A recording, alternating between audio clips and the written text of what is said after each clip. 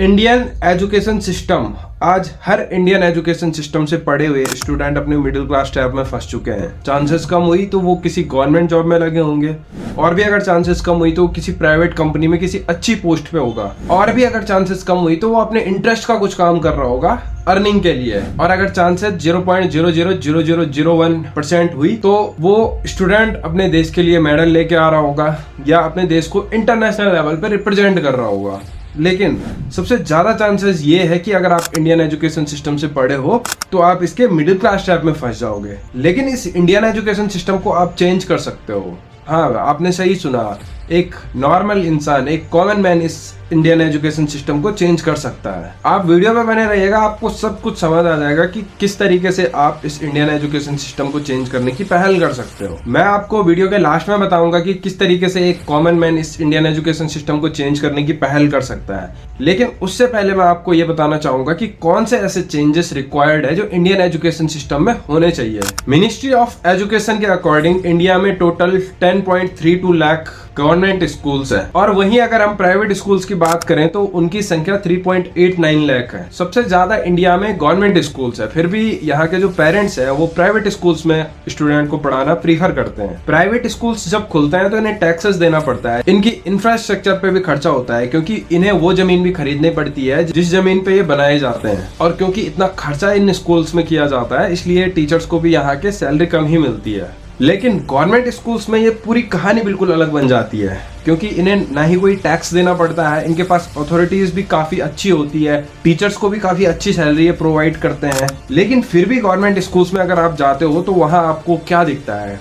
मायूस बच्चे, टूटी बेंचेस, दीवार से झड़ती हुई सीमेंट्स। मिनिस्ट्री ऑफ एजुकेशन की तरफ से गवर्नमेंट स्कूल्स के लिए सफिशिएंट बजट आ जाता है। 2023-24 के सत्र में मिनिस्ट्री ऑफ एजुकेशन ने एजुकेशन पे 1,12,899 करोड़ रुपए खर्च किए, और इस बजट को आप सफिशिएंट मान सकते हो, क्योंकि 2022 से 23 के सत्र से इस बजट में 13% का इंक्रीमेंट हुआ है, और जाहिर है कि आने वाले टाइम पे ये बजट और भी बढ़ेगा। लेकिन फिर एक सवाल उठता है कि इस बजट के बढ़ने से क्या हमारे एजुकेशन के तरीके बदलेंगे? मॉडर्न टेक्नोलॉजीज क्या हमारे स्कूल्स में आएगी?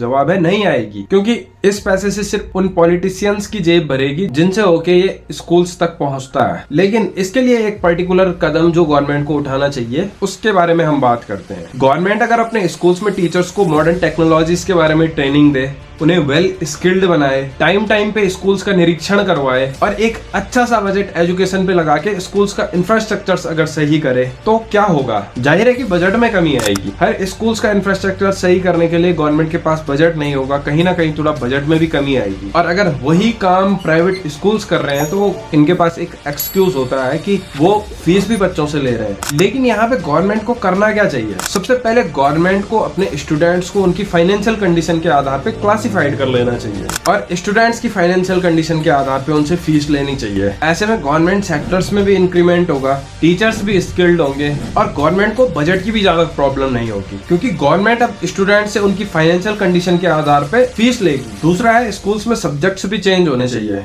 हिंदी, इंग्लिश, मैथ्स, SST जैसे सब्जेक्ट्स जूनियर लेवल तक होने चाहिए, ताकि बच्चे को इसका बेसिक नॉलेज पता हो। इन सब्जेक्ट्स को क्लास 10th तक रखा है, काफी ज्यादा सिलेबस इन सब्जेक्ट्स में प्रोवाइडेड है स्कूल्स में। ये सिर्फ एग्जाम पास करने के काम तो आ जाती है, लेकिन रियल लाइफ में जब इनका इम्प्लीमेंट करना होता है तो ये कहीं काम नहीं आती है। तो कहने का मतलब ये है कि इन सब्जेक्ट्स के बेसिक इनफ है किसी भी स्टूडेंट के लिए। क्लास 8th तक के सारे सब्जेक्ट्स रहने चाहिए, इनका बेसिक नॉलेज स्टूडेंट को प्रोवाइड करना चाहिए, और इसके बाद क्लास 9th में on the basis of future student इन्हें खुद चूज कर सकता है। स्कूल्स में गेम्स होने चाहिए, और क्लासेस में इनके कंपटीशन होने चाहिए, जैसे चेस जैसे गेम्स जिनसे बच्चे का मेंटल डेवलपमेंट होता है। ऐसे गेम्स हर स्कूल्स में होने चाहिए, इनमें ज्यादा बजट भी नहीं लगता है, और काफी डेवलप्ड माइंडसेट जो है स्टूडेंट का बन जाता है। स्कूल्स में न्यूज का एक पर्टिकुलर सब्जेक्ट होना चाहिए, जिससे स्टूडेंट को भी ट्रेंडिंग नीडेड स्किल्स का पता चल सके। जब स्टूडेंट 12th पास करने के बाद कोई डिग्री या डिप्लोमा करता है, तो उसके बाद जॉब करने के लिए जब वो इंटरव्यू देने के लिए गया होता है, तो HR कैबिन में उसे पता चलता है कि यहाँ स्किल्स कौन सी रिक्वायर्ड है। लेकिन अगर क्लास 9th में ही स्टूडेंट को पता चल जाए कि इन फ्यूचर कौन सी स्किल्स नीडेड हो सकती है, तो कहीं ना कहीं प्राइवेट सेक्टर्स में भी स्टूडेंट्स की पोस्ट में इंक्रीमेंट होगा, और उसकी स्किल्स भी काफी डेवलप्ड होगी। गवर्नमेंट को अपने एग्जाम का फॉर्मेट भी चेंज करना चाहिए।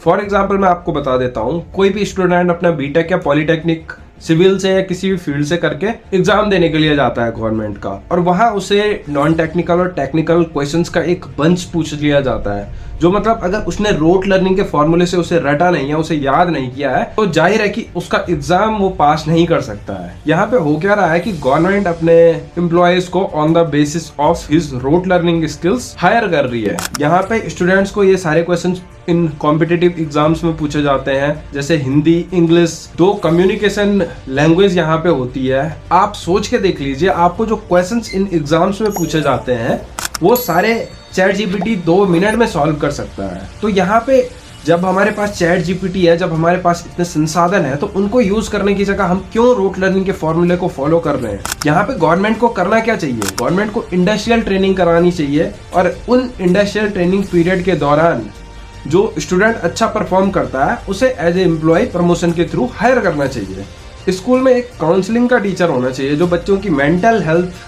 क्या चल रही है इस बारे में जानकारी रखे और बच्चों को एक अच्छा गाइडेंस दे सके। 11th और 12th की क्लास में सिलेबस इतना ज्यादा होता है कि स्टूडेंट अगर एक पर्टिकुलर सब्जेक्ट पे ध्यान दे, जो उसका इंटरेस्ट जिस सब्जेक्ट में है, तो वो बाकी सब्जेक्ट्स में फेल होने की चांसेस उसकी बढ़ जाती है। और इन क्लासेस में भी ऐसा ही होता है कि अगर किसी एक सब्जेक्ट में भी स्टूडेंट फेल है तो उसे बाकी सारे पेपर्स एक साथ देने पड़ते हैं। तो कहीं ना कहीं ये भी बहुत रिक्वायर्ड थिंग इस इंडियन एजुकेशन सिस्टम में चेंज के लिए है कि सिलेबस जो है 11th या 12th की क्लास में वो रिड्यूस होना चाहिए, और किसी एक पर्टिकुलर सब्जेक्ट जिसको स्टूडेंट चूज करता है उस सब्जेक्ट में स्टूडेंट को बहुत डीपली नॉलेज देना चाहिए। दो सब्जेक्ट हमारे पास 12 साल तक कम्युनिकेशन के रहते हैं, हिंदी और इंग्लिश, लेकिन कम्युनिकेशन स्किल्स के नाम पे स्टूडेंट के पास कुछ नहीं रहता है। तो कहने का मतलब ये है कि सब्जेक्ट्स जो स्टूडेंट के पास होते हैं, सिलेबस जो स्टूडेंट के पास 12th क्लास तक होता है, वो काफी बेसिक होने चाहिए, और जिस सब्जेक्ट को student as a future plan select करता है उसके बारे में डीपली नॉलेज स्टूडेंट को प्रोवाइड करना चाहिए।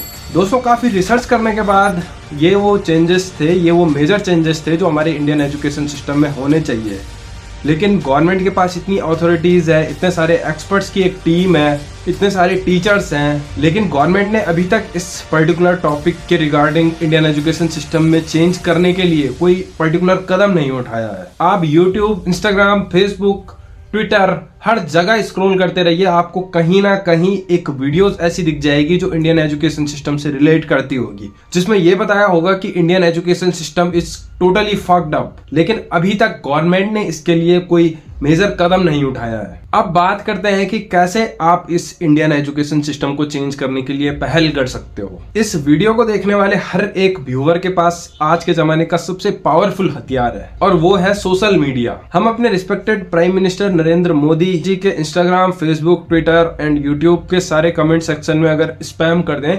#चेंज इंडियन एजुकेशन सिस्टम, तो क्या होगा। मैं मानता हूँ आप में से कई लोग मुझे बेवकूफ समझेंगे कि ऐसा कैसे हो सकता है, लेकिन आपने एक कहानी जरूर सुनी होगी, आपने एक मुहावरा जरूर सुना होगा कि आवश्यकता ही आविष्कार की जननी है। जैसा कि मैंने बताया, आप YouTube पे स्क्रॉल करते रहिए, आपको कहीं ना कहीं वीडियोस दिख जाएगी इंडियन एजुकेशन सिस्टम को चेंज करने के रिगार्डिंग, लेकिन गवर्नमेंट ने अभी तक इसके लिए कोई पर्टिकुलर कदम नहीं उठाया है।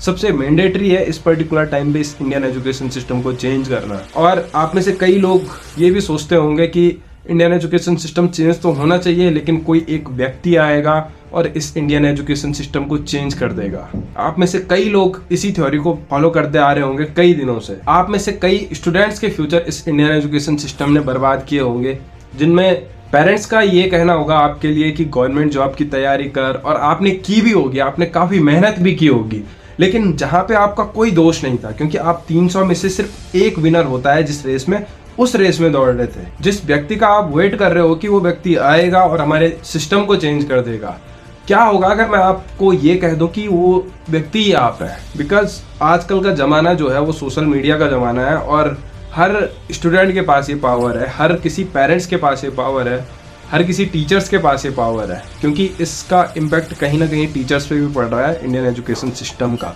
वो भी नहीं चाहेंगे कि हमारे जो स्टूडेंट्स हैं वो सिर्फ एक गवर्नमेंट जॉब के पीछे भागते रहें और अपने कुछ टाइम को बर्बाद कर दें। हमारे सारे स्कूल्स में क्या दिखाया जाता है, जो टॉपर होता है उसका एग्जाम्पल दिया जाता है कि उसने यूपीएससी का एग्जाम पास कर दिया तो तुम भी कर सकते हो, जबकि पोस्ट इतनी है ही नहीं कि तुम भी कर सकते हो। 300 लोगों को अगर एक पोस्ट के लिए बोल दिया गया कि सब कर सकते हैं तो सबका सिलेक्शन उस पोस्ट के लिए नहीं हो जाएगा, लेकिन वहां तो सिर्फ एक ही आदमी रिक्वायर्ड है ना, तो ऐसा कैसे हो सकता है। तो कहने का मतलब यह है कि अभी तक गवर्नमेंट ने इस पर्टिकुलर टॉपिक को सीरियसली नहीं लिया है। सबको पता है कि Indian education system currently messed up है, लेकिन अभी तक गवर्नमेंट इस बात को सीरियसली नहीं ले रही है और इसके लिए कोई पर्टिकुलर कदम नहीं उठा रही है।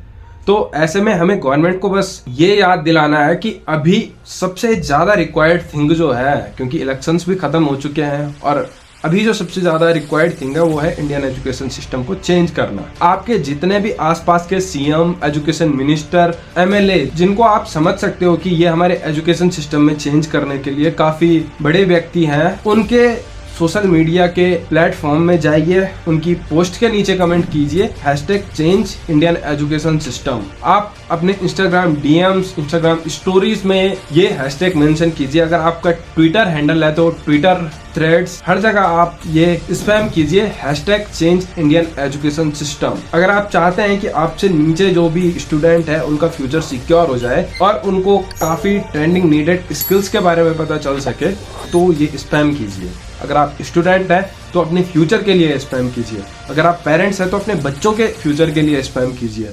और अगर आप टीचर्स हैं तो अपने स्टूडेंट्स के फ्यूचर के लिए #change Indian education system spam कीजिए।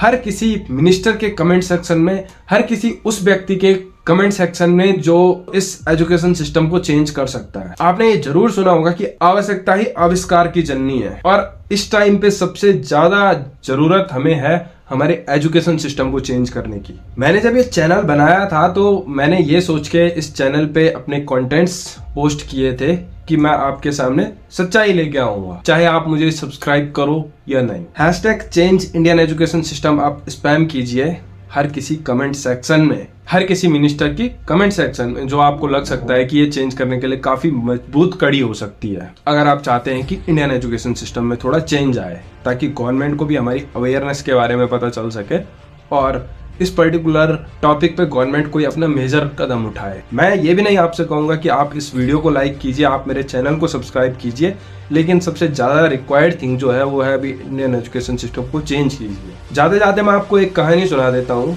अभी मेरे साथ ही घटी है। मैं जाहिर है इस कहानी के पात्रों का आपको नाम नहीं बता सकता, लेकिन ये काफी अवेयरनेस के रिगार्डिंग मैं आपको बता रहा हूँ। मेरा एक दोस्त था, उसने बीएससी किया था और उसके बाद बीएड किया था और अभी एलटीटीटी के जो एग्जाम्स होते हैं उनकी तैयारी कर रहा था, और काफी दिनों से वो दोस्त इन एग्जाम्स की तैयारी कर रहा है, लेकिन उसका सिलेक्शन नहीं हो पा रहा है। क्योंकि इन एग्जाम्स को जिस टाइम आप देते हो तो वो टाइम भी आपका होना चाहिए और वो दिन भी आपका होना चाहिए, क्योंकि इनमें जीके और जीएस के क्वेश्चंस पूछे जाते हैं, हिंदी के क्वेश्चंस पूछे जाते हैं, जो कि ठीक है पेपर के मामले में वो ठीक है कि चलो पूछ रहे हैं, लेकिन ये क्वेश्चंस का कोई पर्टिकुलर सिलेबस नहीं है। ये कहीं से भी क्वेश्चंस आ सकते हैं, कितने भी डीप क्वेश्चंस आ सकते हैं, लेकिन ऐसे में होता क्या है कि जो स्टूडेंट इनके लिए तैयारी कर रहा है उसको ये भी पता है कि इस रेस में सिर्फ 300 में से 1 विनर होता है, और इसके चलते वो इन एग्जाम्स को पास नहीं कर पा रहा है। तो उसके पेरेंट्स उससे बात करते हैं कि यार तेरे को काफ़ी ज़्यादा टाइम हो गया है, 4 से 8 साल तक का